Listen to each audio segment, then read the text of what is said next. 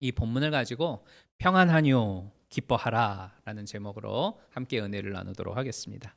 제가 퀴즈 하나를 내드리도록 하겠습니다. 자, 오늘 예수님이 부활하셨죠. 그러면 부활하신 이후로 하신 예수님의 가장 첫 번째 말씀은 무엇이었을까요? 평안하뇨. 어이구, 단박에 알아맞히시네요. 네, 맞습니다. 평안하뇨입니다. 오늘 본문 9절에 나오죠. 이 평안하뇨라고 하는 이 표현은 사실 조금 옛날식의 표현이에요. 이 부분을 현대어 성경으로 보면 평안하냐라고 번역을 하고 있습니다. 그러니까 쉬운 말로 하면 누군가를 우리가 만났을 때 잘 지내니? 잘 있었니? 이렇게 하는 가벼운 인사말입니다. 자, 그러면 이제 이 인사말의 뜻을 좀 더 깊이 생각을 해보도록 할게요. 이를 위해서 우리는 마태복음 28장 그 위에 부분을 먼저 이해를 해야 할 필요가 있는데, 예수님은 결국 금요일 날 십자가에 못 박혀서 죽으시죠. 그리고 아리마대 요셉이라고 하는 사람이 저녁 무렵에 총독인 빌라도를 찾아가서 내가 예수님의 시신을 장사 지내고 싶으니 나에게 주십시오라고 요청을 합니다. 이 아리마대 요셉은 빌라도의 허락을 받아서 예수님의 시신을 받아들고, 그리고 니고데모라고 하는 사람하고 함께 그 유대인들의 장례 절차를 따라서 이제 예수님을 장사 지내고 바위에다가 판 자기의 무덤에다 예수님의 그 시신을 안장시키죠. 그리고 큰 돌로 그 무덤을 막아 세웁니다. 그리고 27장 61절을 보니까 이 모든 절차의 처음부터 마지막 순간까지 막달라 마리아하고 또 다른 마리아가 다 함께 하였다, 이렇게 기록을 하죠. 그리고 이제 대제사장과 바리새인이 등장을 하죠. 이들이 총독 빌라도에게 찾아갑니다. 혹시라도 누군가가 예수님의 시신을 훔쳐놓고 숨겨놓은 다음에 거짓으로 예수님 부활했다라고 뻥을 칠 수가 있으니까 무덤에다가 군사들을 세워서 철통같이 지키게 해주십시오, 이런 요구를 합니다. 빌라도가 그 이야기를 들어보니까 그럴싸해요. 그래서 무덤 입구에 돌에다가 봉인을 합니다. 이 봉인이라고 하는 건 로마 황제의 도장을 찍어버리는 거예요. 그러면은 아무도 이 황제의 허락 없이는 그거를 떼어낼 수가 없어요. 떼어냈다고 하면은 그 자리에서 이제 즉결 처형을 당할 수가 있는 아주 무서운 행정 명령이었습니다. 그리고 4명의 군사가 한 조를 이루게 해서 24시간 동안 그 예수님의 무덤을 지키죠. 이후로 주일날 새벽이 되고 28장으로 이어지게 되어지는 겁니다. 1절을 보니까 막달라 마리아하고 다른 마리아가 예수님의 무덤이 걱정이 되어지기도 하고 뭐 마음이 막 싱숭생숭할 거 아니에요. 이거 막 밤에 잠도 잘 오지를 않고 하니까 우리 이참에 일찍 일어나서 예수님 무덤이 어떤가 좀 가보자, 이래 된 거예요. 그래서 예수님의 무덤으로 왔는데 무덤 가까이 이르르게 되자 갑자기 천지가 우르릉거리면서 땅이 이렇게 흔들리더니 하늘에서 번개와 같기도 하고 눈같이 하얀 옷을 입은 천사가 내려오는 겁니다. 그리고 예수님의 무덤에 가로막혀 있던 그 돌을 굴려내고 그 돌 위에 걸터 앉는 거예요. 그 바람에 이 무덤을 지키고 있던 4명의 로마 군사들은 새하얗게 질려가지고 마치 죽은 사람처럼 되었다, 이렇게 성경은 말씀을 하죠. 이 두 여인도 그 모습을 보고 놀라고 무서워서 벌벌 떨고 있는데 천사가 말을 합니다. 무서워하지 말아라. 너희가 죽으셨던 예수님을 찾고 있는 줄 내가 안다. 그러나 그분은 여기 계시지를 않는다. 예수님께서 예전에 너희에게 말씀하신 대로 예수님은 다시 살아나셨다. 그러니 빨리 제자들에게 가서 말씀하신 대로 예수님이 부활하셨고 갈릴리로 가셨으니까 갈릴리에 가면 예수님을 만날 수가 있다라고 전해라, 이런 이야기를 해요. 이처럼 천사의 놀라운 등장과 함께 이 메시지를 듣게 되니까 이 여자들도 무섭기도 했죠. 한편으로는 부활했다라고 하니까 기쁘기도 했어요. 이런 여러 가지 복잡한 마음을 가지고서 다른 제자들에게 한시바삐 전해주려고 막 뛰어가고 있었습니다. 그런데 마구 다름질하고 있는데 누가 앞에 나타나죠. 누굽니까? 부활하신 예수님이었어요. 그리고는 예수님이 이 두 여인을 향하여 평안하냐, 그동안 잘 지냈니? 이렇게 인사를 하신 거예요. 여러분, 보통 때 같았으면 그냥 별뜻 없이 들릴 수 있는 가벼운 인사에 불과해요. 그러나 부활하신 이후의 날에 듣게 되어지는 것은 특별한 뜻을 가지고 있습니다. 이미 빈 무덤에서 천사로부터 예수님이 부활했다라고 하는 그 소식을 듣기는 했지만 사실은 두려운 마음도 있고 무서운 마음도 있고 기쁜 마음도 있고 굉장히 복잡한 마음이었어요.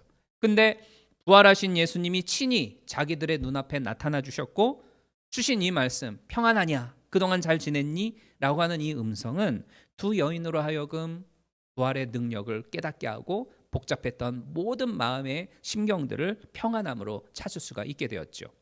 올해의 부활절을 맞이하는 여러분들의 마음은 과연 어떠합니까?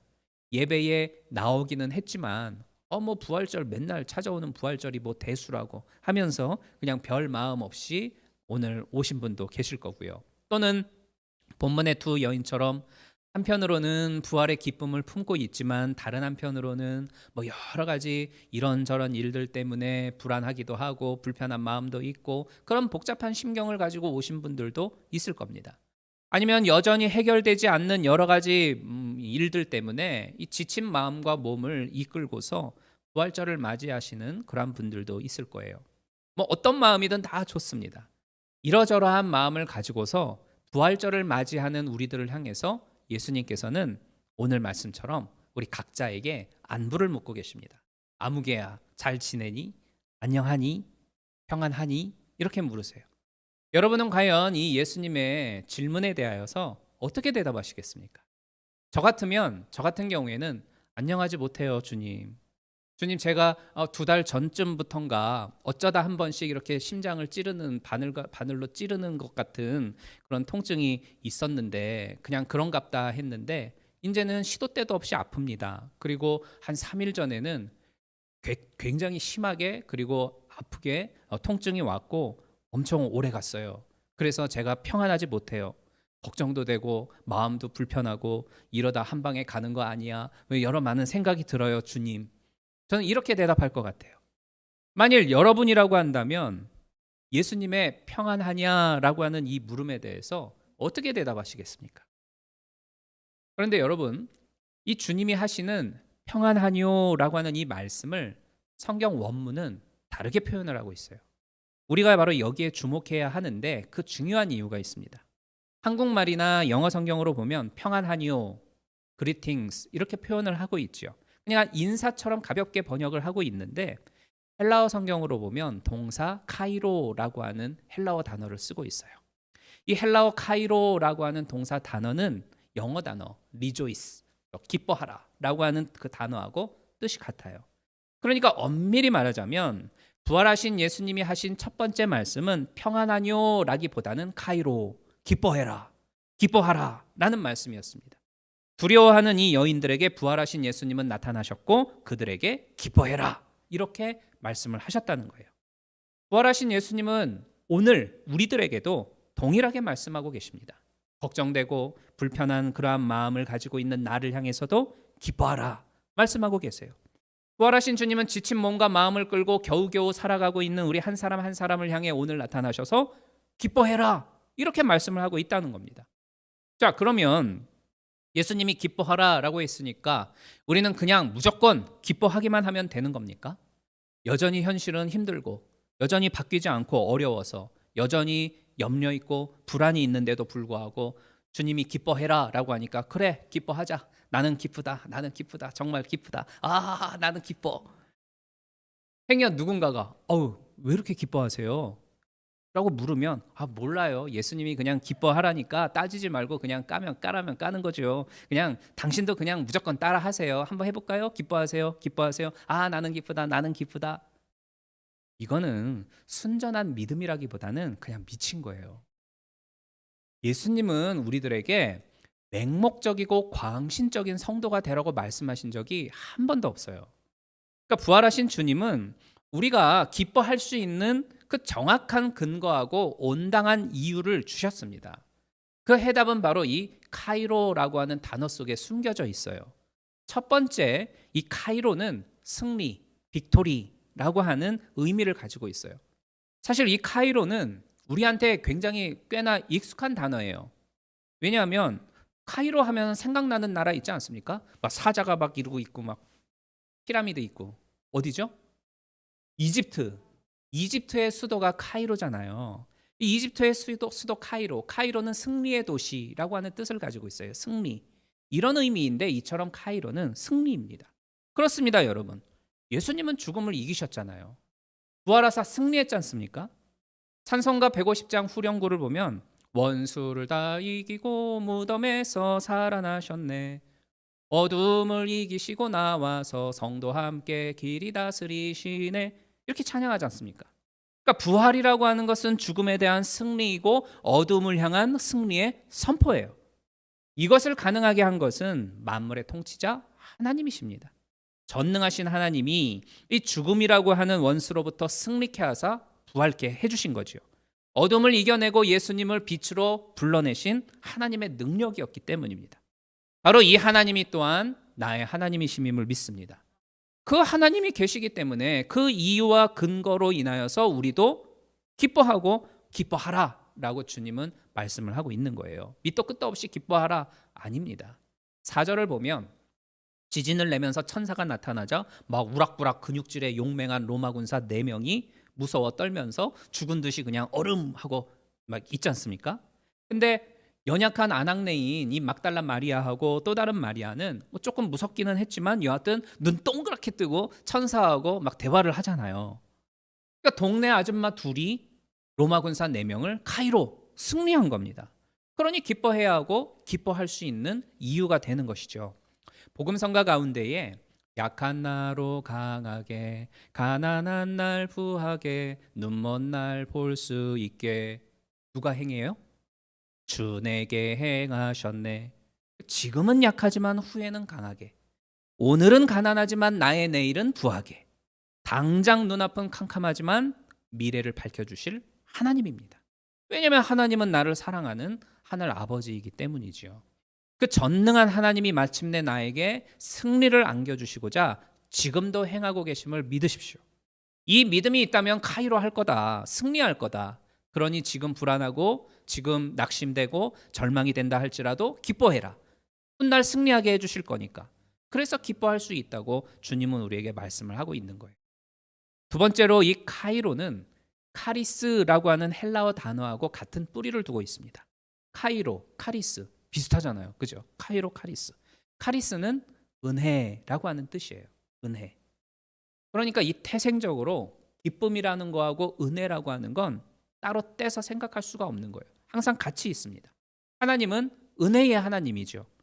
베드로전서 5장 10절을 현대어 성경으로 보면 넘치는 은혜를 부어주시는 하나님께서 짧은 고난 뒤에 영원한 영광을 주시고자 여러분들이 흔들릴 때마다 그 자리에 굳게 세워주실 것입니다. 그리고 더 강하게 해주실 것입니다.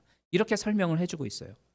부활하신 예수님은 우리에게 밑도 끝도 없이 그냥 무조건 기뻐해 이렇게 하신 게 아닙니다. 은혜를 주시는 하나님이 있기 때문에, 그것도 넘치는 은혜를 부어주시는 하나님이 있으니까 기뻐하라라는 거예요. 비록 내가 잠시 흔들린다 할지라도 은혜의 하나님이 결국은 나를 굳게 세워주시고 더 강하게 해주실 것입니다.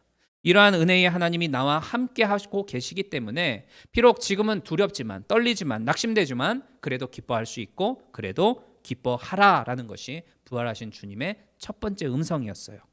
조금 전에 부활주의를 맞이해서 우리 여러 성도님들이 모여서 특별한 찬양을 준비해 주셨잖아요.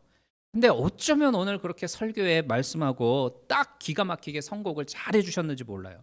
그래서 저는 정말 은혜가 되고 너무 좋았거든요. 그 은혜 아니면 있지 않습니까? 은혜 아니면 나 서지 못하네. 놀라운 사랑 그 은혜 아니면 나 서지 못하네. 지금은 주저앉아 있지만 하나님의 은혜가 결국은 나를 일으켜 주실 것입니다. 두려움에 떨려서 내가 힘겹게 겨우겨우 서 있는 나의 발이지만 하나님의 은혜가 놀라우게 나를 덮으사 더 강하게 붙들어 주실 줄로 믿으시기를 바랍니다. 여러분, 이렇게 기뻐하라라고 하는 뜻에서 평안하뇨라고 말씀하시는 부활의 주님 앞에 우리는 과연 무엇이라고 대답을 하겠습니까? 예, 주님. 제가 아직 여전히 내 인생 속에 근심거리 사라지지 않았고 여전히 두려움 속에 있긴 합니다. 그렇지만 부활하신 주님께서 기뻐하라라고 하시니 제가 기뻐하겠습니다. 이렇게 응답할 수 있기를 바랍니다. 왜냐? 우리는 하나님이 어떤 분인지 정확히 알지 않습니까? 우리는 하나님이 어떤 분인지 분명히 알고 믿고 있잖아요. 승리를 주시는 전능하신 하나님, 그리고 은혜를 주되 풍성하게 부어주시는 아버지 하나님이심을 우리가 알고 그 하나님을 믿고 있죠. 이 믿음을 가지십시오. 그러면 이 믿음을 통해서 두려움과 걱정과 근심을 물리치고 기쁨으로 충만한 우리들의 부활절이 되어질 줄로 믿습니다. 이러한 은혜가 임하기를 주님의 이름으로 축복합니다.